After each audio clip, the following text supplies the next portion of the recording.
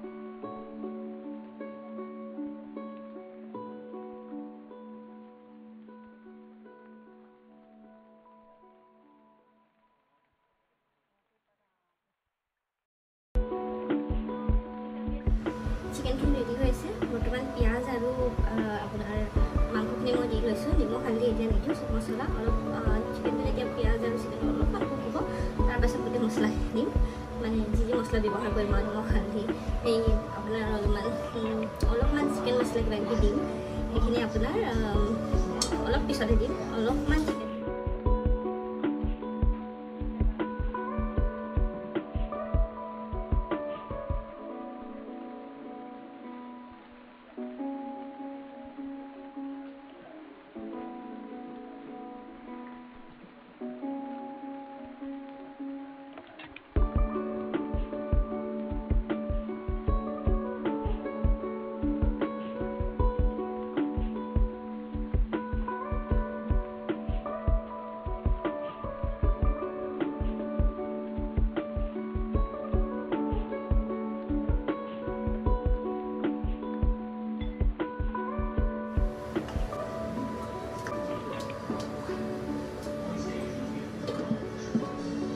মাংসখিনি অলমোষ্ট হৈয়ে গৈছে ধুনীয়া গোন্ধ আহিছে আৰু খাবলৈও ভাল হ'ব বুলি আশা কৰিছোঁ কোনে কোনে এনেকৈ ভাল পায় বাৰু কলডিল দি মাংস খাবলৈ জনাবচোন কমেণ্টত মই হ'লে বহুত ভাল পাওঁ কম মছলা ব্যৱহাৰ কৰি যিকোনো খানা খাবলৈ কিন্তু আজি মই মাংসত অলপমান হ'লেও পেকেট মছলা দিবলগীয়া হৈছে নহ'লে হাজবেণ্ডে খাই বেয়া পাব পাৰে বুলি কিন্তু আপোনালোকে অকল নৰ্মেল জালুক গুড়ি বা ঘৰুৱা মছলা দি পিনাইও বনাব পাৰে আপোনালোকে কেনেকৈ বনায় বাৰু এনেকৈ হৈছেনে পদ্ধতিটো মোক জনাবচোন কমেণ্টত মইতো এনেকৈ খাই খুব ভাল পাওঁ আপোনালোকেও জনাব আপোনালোকে কেনেকুৱা পায়